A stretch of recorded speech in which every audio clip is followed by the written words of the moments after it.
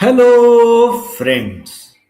दोस्तों, ये तो आपने सुना होगा कि जिनके पास पैसे की कमी है वो लोन लेते हैं, कर्जा लेते हैं। परंतु क्या कभी आपने ये सुना है कि जिसके पास में भरपूर पैसे हैं, पैसे से लबालब है, वो भी कर्जा लेता है? जी हां, मैं सही बात कर रहा हूं। आपने विगत 2-3 दिनों पहले ये एक समाचार पढ़ा होगा कि विश्व की जो सबसे ज्यादा प्रॉफिटेबल कंपनी है, यानी कि गूगल, वो 100 साल के लिए कर्जा उठा रही है। सेंचुरी बॉन्ड्स जो हैं उसके माध्यम से वो पैसा रेस कर रही है। सेंचुरी बॉन्ड्स का मतलब है कि जो पैसे आज वो उठा रही है उसका मूलधन का भुगतान जो है वो 100 साल बाद करेगी। इसके क्या मायने हैं और गूगल जैसी प्रॉफिटेबल कंपनी जो है वो क्यों 100 साल के लिए पैसा उठा रही है, इस विषय पे हम आज चर्चा करेंगे। परंतु चर्चा करने के पहले दोस्तों, मैं आपको बता देना चाहता हूं कि मेरा छठा पेड वीडियो जो है वो 5 मार्च को आने वाला है। वीडियो की फीस 1000 रुपए है। जो भी लोग 20 फरवरी तक पेमेंट करेंगे उनके लिए 1000 है। जो 20 फरवरी के बाद पेमेंट करेंगे उनके लिए 1500 है। आप लोग को यदि ये वीडियो देखने में किसी भी तरीके का इंटरेस्ट है तो आप मुझे 9860317209 पे व्हाट्सएप मैसेज भेज सकते हैं, मैं आपको रिप्लाई करूंगा। अब दोस्तों आते हैं आज के विषय पे कि गूगल ने ये सेंचुरी बॉन्ड जो है ये क्यों लॉन्च किया है, गूगल क्यों पैसे उठा रहा है और इसके मायने क्या है। अब बहुत सारे लोग बोल सकते कि भाई ये कॉर्पोरेट हुब्रिस हो सकता है, मतलब चुनी देंगरे नेस्त, हम श्रेष्ठ हैं, हम इस बॉन्ड के माध्यम से ये बताना चाहते हैं कि आज से 100 साल बाद भी हम उतने ही स्ट्रांग रहेंगे जितने आज हैं। हो सकता है ये भी एक कह लीजिए कि कारण रहा होगा, या फिर गूगल शायद इस बात पे विश्वास करता है कि वो प्रूवन मोनोपोली पे बैठा है, यानी उसकी मोनोपोली जो है वो बरकरार रहने वाली है आगे आने वाले 100 साल बाद तक भी। दोस्तों, और इसमें कोई अतिशयोक्ति नहीं है, क्योंकि गूगल ने जैसे ही अनाउंस किया कि वो सेंचुरी बॉन्ड लॉन्च कर रहा है, 24 घंटे के अंदर में ही $32 बिलियन, $32 बिलियन जो है वो कंपनी ने रेस कर लिया। कंपनी के बॉन्ड जो है 10 टाइम्स ओवर सब्सक्राइब्ड हुए, यानी डिमांड जो थी वो 10 गुना ज्यादा थी सप्लाई से। ठीक है, तो ये इतने सारे इन्वेस्टर्स क्यों पैसे डाल रहे हैं और ये क्या शो करता है? पहली चीज तो ये शो करता है कि आज भी गूगल जैसी कंपनी के लिए पैसे रेस करना, मार्केट से कर्जा उठाना कोई बड़ी बात नहीं है, कोई दिक्कत वाली बात नहीं है। 100 साल के लिए गूगल ने बॉन्ड उठाया, बॉन्ड के माध्यम से पैसा उठाया है। तो बहुत सारे लोग सवाल ये कर रहे हैं कि भाई क्या कारण है। अब गूगल का अगर आप बैलेंस शीट देखेंगे या गूगल के बारे में आप, कि गूगल का मार्केट कैप जो है इस कंपनी का लगभग $4 ट्रिलियन के आसपास में है, यानी भारत की जो इकोनॉमी है आप समझ लीजिए उतना जो है गूगल अकेले कंपनी का मार्केट कैप है। यदि 90 रुपए का मैं $1 समझूं तो $1 ट्रिलियन होता है 90 लाख करोड़, यानी $4 ट्रिलियन होता है 360 लाख करोड़। तो गूगल कंपनी का मार्केट कैप आज की डेट में लगभग 360 लाख करोड़ है, या आप ये कह सकते हैं कि मोटा मोटी भारत की जितनी जीडीपी है उतना अकेले गूगल का मार्केट कैप है। गूगल कंपनी का रेवेन्यू पहली बार 2025 में $400 बिलियन क्रॉस किया। $400 बिलियन का मतलब क्या हुआ? 36 लाख करोड़ जो है वो गूगल ने सिर्फ 2025 में जो है वो सेल्स करके अर्जन किया है, अर्जित किए होते पैसे। गूगल का प्रॉफिट रहा है $132 बिलियन का। गूगल का ऑपरेटिंग कैश फ्लो $165 बिलियन का है, और आप ये समझिए फ्री कैश फ्लो जो फ्री है वो है $73 बिलियन का, और कैश एंड कैश इक्विवेलेंट जो है उसकी बैलेंस शीट पे वो है $126 बिलियन का। तो इतने ज्यादा पैसे होने के बाद भी गूगल जैसी कंपनी जो है वो क्यों लोन उठा रही है, ये समझने की जरूरत है। दोस्तों, कल भी मैंने एक वीडियो बनाया था जिसमें मैंने आपको बताया था कि वर्ल्ड की ये जितनी बड़ी सॉफ्टवेयर आईटी कंपनीज हैं ये आर्टिफिशियल इंटेलिजेंस पे बहुत भारी मात्रा में खर्चा कर रही है। गूगल जो है भले ही इसका रेवेन्यू $400 बिलियन का पिछले साल रहा हो, परंतु गूगल ने अनाउंस किया है कि 2026 में ये 185 बिलियन डॉलर जो है ये डाटा सेंटर्स लगाने में खर्चा करने वाली है, यानी आर्टिफिशियल इंटेलिजेंस में। तो लगभग अपने रेवेन्यू का 45 से 48% के आसपास जो है ये आप समझ लीजिए कि सिर्फ डाटा सेंटर लगाने में खर्चा करने वाली है। और लोग ये बोल रहे हैं कि भैया ये कहीं जो आज की डेट में पॉजिटिव कैश फ्लो कंपनी है, कहीं नेगेटिव कैश फ्लो ना हो जाए, यानी जितना कैश ये ओरिजिनेट जनरेट नहीं कर पा रहा उससे ज्यादा कहीं ये खर्चा ना कर दे। तो ये एक उस चीज को कम करने के लिए, या इक्विटी इन्वेस्टर स्टॉक मार्केट में जिन्होंने गूगल के स्टॉक्स खरीदे हैं उनके भय को दूर करने के लिए गूगल ने बोला कि चलो भाई हम जो है अपना दम दिखाते हैं, और 100 बिलियन डॉलर 100 साल के लिए जो है उन्होंने पैसा रेस करने की बात कही। 32 बिलियन डॉलर तो 24 घंटे के अंदर में उसने रेस कर डाले।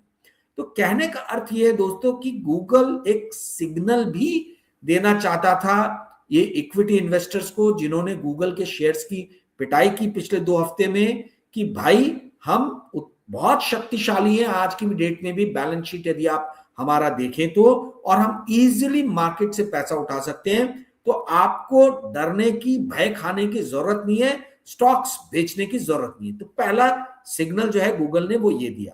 गूगल से ज्यादा स्पेंडिंग जो है डाटा सेंटर लगाने में सिर्फ एक ही कंपनी है आज की डेट में जो 2026 में करने वाली है, और उस कंपनी का नाम है अमेज़न। अमेज़न 200 बिलियन डॉलर जो है वो 2026 में खर्च करने वाला है डाटा सेंटर लगाने में। माइक्रोसॉफ्ट 150 बिलियन डॉलर खर्च करने वाला है, और आपका मेटा जो फेसबुक की पेरेंट कंपनी है वो 135 बिलियन डॉलर खर्च करने वाली है। यदि ये 4 कंपनीज के ही हम एआई स्पेंडिंग देखें 2026 का एस्टिमेटेड, यानी जो इन्होंने घोषणा की है कि हम करने वाले हैं, वो यदि हम देखें तो 670 बिलियन डॉलर आता है। और इसमें यदि मैं ओरेकल जोड़ दूं तो 715 बिलियन डॉलर, 720 बिलियन डॉलर के आसपास जो है ये 5 बड़ी कंपनीज जो है ये खर्चा करने वाली हैं सिर्फ डाटा सेंटर स्टैब्लिश करने में। यानी भारत सरकार का जो बजट है 53.4 लाख करोड़ का, उससे ज्यादा तो सिर्फ ये 4 और 5 कंपनीज ही खर्च करने वाली है मात्र आर्टिफिशियल इंटेलिजेंस पे। तो आप ये समझ सकते हैं कि कितनी भारी मात्रा में जो है पैसा खर्चा हो रहा है एआई में। गूगल एआई में पिछड़ना नहीं चाहता। इसका जेमिनी जो एआई टूल है काफी अच्छे से काम कर रहा है और चैट जीपीटी को बहुत जबरदस्त टक्कर दे रहा है। और माना यह जा रहा है कि यदि गूगल ने वैसी स्पेंडिंग की आर&डी पे, वैसी रिसर्च पे खर्चा किया तो हो सकता है कि चैट जीपीटी को पीछे छोड़ दे। वैसे भी चैट जीपीटी के लिए आने वाले दिनों में हो सकता है दिक्कत खड़ी हो, क्योंकि चैट जीपीटी लॉन्च करने वाली जो कंपनी है ओपन एआई का रेवेन्यू 10 बिलियन डॉलर के आसपास का है, मात्र 10 बिलियन डॉलर, ठीक है, 8 से 10 बिलियन डॉलर के आसपास में है। परंतु ओपन एआई ने 1.4 ट्रिलियन डॉलर के कॉन्ट्रैक्ट साइन किए हैं Microsoft, Oracle, Broadcom, Nvidia, AMD, इस टाइप की चिप्स मैन्युफैक्चरर कंपनीज के लिए या सॉफ्टवेयर कंपनीज के लिए। तो अब बात ये कही जा रही है कि भाई जो कंपनी 10 बिलियन डॉलर का जिसका रेवेन्यू है वो कहां से 1.4 ट्रिलियन डॉलर के कमिटमेंट्स को, कॉन्ट्रैक्ट्स को फुलफिल कर पाएगा। ऑफ कोर्स ये कमिटमेंट 2032 तक का है, परंतु 2032 तक भी 10 बिलियन डॉलर से कितना रेवेन्यू ओपन एआई का बढ़ेगा, ये अपने आप में एक सोचने वाली बात है। तो गूगल जो है वो अभी से बहुत शक्तिशाली रूप से पैसे खड़ा कर रहा है, बैलेंस शीट को और मजबूत कर रहा है, और जेमिनी को और ज्यादा स्ट्रांग बनाने में जो है वो लग गया है। एक चीज जो आपको कोई नहीं बताएगा, वो ध्यान से ये बात को सुनिएगा, क्योंकि मुझे पूरा विश्वास है कि ये बात आपको कहीं नहीं सुनने को मिलेगी। वो क्या है? हम देखते हैं कि गूगल 100 साल के लिए पैसे रेस कर रहा है, परंतु यहां पे 100 साल मायने नहीं रखते हैं, क्योंकि जो बॉन्ड इन्वेस्टर्स हैं उनके लिए जो सबसे इंपॉर्टेंट चीज रहती है वो रहती है ड्यूरेशन रिस्क। वर्ड लिख लीजिए, ड्यूरेशन, DURATION, ड्यूरेशन रिस्क, यानी कि कितने समय में जो है वो मूलधन जो है वो वापस आने की संभावना है। और गूगल के ये 100 साल का जो ये बॉन्ड इसने लॉन्च किया है, ऐसा कहा जा रहा है मैथमेटिकल कैलकुलेशन करे तो, क्योंकि वो 6.05 का इंटरेस्ट रेट पे पैसा उठा रहा है। तो उस कैलकुलेशन के हिसाब से 17 साल के अंदर में मूलधन जो है, जो इन्वेस्टर्स पैसे लगा रहे हैं, उनका तो 17 साल के अंदर में ही मूलधन आ जाएगा। तो 100 साल तक देखने की जरूरत ही नहीं, आपको ये मान के चलना है कि भैया कम से कम 17 साल, आने वाले 20 साल तक जो है गूगल अच्छे से काम करे, इसकी कंफर्म मोनोपोली रहे। तो जो इन्वेस्टर्स हैं वो भी मूर्ख नहीं है, बड़े इंटेलिजेंटली सोच के वो पैसा लगा रहे हैं। उनको समझ में आ रहा है कि 15-20 साल तो गूगल जो है वो बड़ी सशक्त रूप से मजबूती के साथ में खड़ा रहने वाला है। तो ये यदि हम ड्यूरेशन रिस्क देखें तो 17 साल के अंदर में मूलधन आ जाएगा। यदि हम ये देखें कि 100 साल के बाद जो प्रिंसिपल अमाउंट गूगल पे करेगा, वो आज की डेट में यदि हम उसका प्रेजेंट वैल्यू निकाले, तो ये दूसरी इंपॉर्टेंट बात है, मैं फिर बता रहा हूं आपको, कोई बताएगा नहीं, सुनने को मिलेगा नहीं, ध्यान से सुनिएगा। जो आज की डेट में पैसा गूगल उठा रहा है, जो मूलधन है, वो अगर 100 साल बाद उस मूलधन को वापस करेगा तो उसकी आज की डेट में प्रेजेंट वैल्यू जो होगी वो मात्र 0.28% होगी। यानी उस टाइम जो पैसा मिलेगा उसकी आज की डेट में वैल्यू जो है वो मात्र 0.28% है। तो इन्वेस्टर्स एकदम, मतलब वो, उनको कोई चिंता नहीं है। उन्होंने बोला कि भाई हम जो है, हमको मालूम है कि अल्फाबेट यानी जो गूगल की पेरेंट कंपनी है वो इजीली जो है वो पैसे को लौटा देगी। तो ये जो है इनको कोई भय नहीं है। तो ये भी कारण है कि बढ़ चढ़ के जो है इन्वेस्टर्स पैसा लगा रहे हैं। परंतु साथ ही एक प्रश्न उठ रहा है, गूगल का जो मेन रेवेन्यू आता है वो आता है एडवर्टाइजिंग रेवेन्यू और सर्च के द्वारा। जो उनका सर्च इंजन जो है वो कैश जनरेटिंग काउ है गूगल के लिए। तो अब लोग कहीं कहीं पे ये प्रश्न उठाने लग गए हैं कि कहीं ये एआई जो है वो गूगल का जो मेन कैश जनरेटिंग काउ है, यानी जो मेन कैश जनरेटिंग एक्टिविटी जहां से आती है, यानी कि उसका सर्च इंजन, कहीं एआई उस सर्च इंजन को ही तो रिप्लेस नहीं कर देगा। तो ये एक चीज जो है, इसका जवाब अभी तक जो है वो सुनने के लिए गूगल से मिला नहीं है। कल मैंने एक वीडियो बनाया था और उसमें आपको बताया था कि किस तरीके से एआई के डर से सॉफ्टवेयर कंपनीज जो है उनके जम के पिटाई हुई है पिछले 2-3 हफ्तों से। और इन सॉफ्टवेयर कंपनीज की पिटाई होने का कारण यह है कि बहुत सारे इन्वेस्टर्स ये सोच रहे हैं कि काफी सारी सॉफ्टवेयर कंपनीज जो है उनका बिजनेस मॉडल ही समाप्त हो जाएगा, एआई उनको रिप्लेस कर लेगा। परंतु यदि कुछ इन्वेस्टर्स ये सोच रहे हैं तो दूसरे जो है वो बोल रहे हैं मान लो थोड़ी देर के लिए कि नहीं भी रिप्लेस किया, पर सॉफ्टवेयर कंपनीज जो मेनली पैसा कमाती है वो कैसे कमाती है? वो एनुअल सब्सक्रिप्शन के माध्यम से कमाती है। तो एनुअल सब्सक्रिप्शन, एनुअल मतलब हर साल कॉन्ट्रैक्ट रिन्यू करना पड़ेगा आपको अपने वेंडर्स के साथ में, बायर्स के साथ में। तो बायर्स के साथ में जब आप कॉन्ट्रैक्ट रिन्यू करने जाओगे तो हो सकता है कि बायर बोले कि भैया एआई आ गया है, आपकी सरदर्दी कम हो गई है और साथ ही जो है हमको एआई के ऑप्शंस ज्यादा सस्ते मिल रहे हैं, तो आप अपनी फीस को कम करो।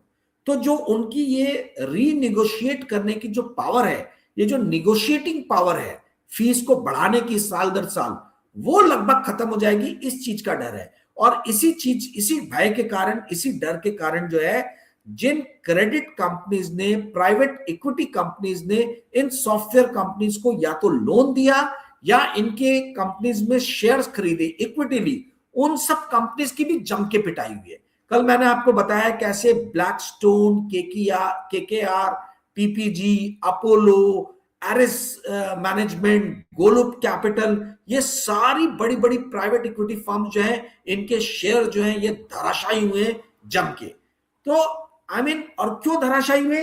क्योंकि ये इन सॉफ्टवेयर कंपनीज में यदि हम इक्विटी देखें तो अमेरिका में 9% प्राइवेट इक्विटी जो है ये सॉफ्टवेयर कंपनीज में हुई है।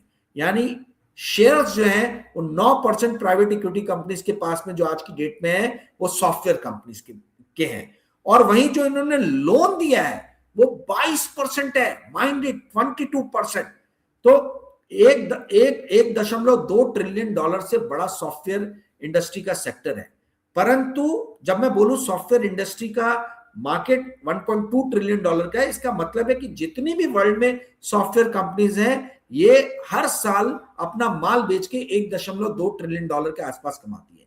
परंतु यदि प्राइवेट क्रेडिट मार्केट देखे, जिन्होंने लोन दिया है इन सॉफ्टवेयर कंपनीज को, तो वो भी 1.5 ट्रिलियन डॉलर के ऊपर का है।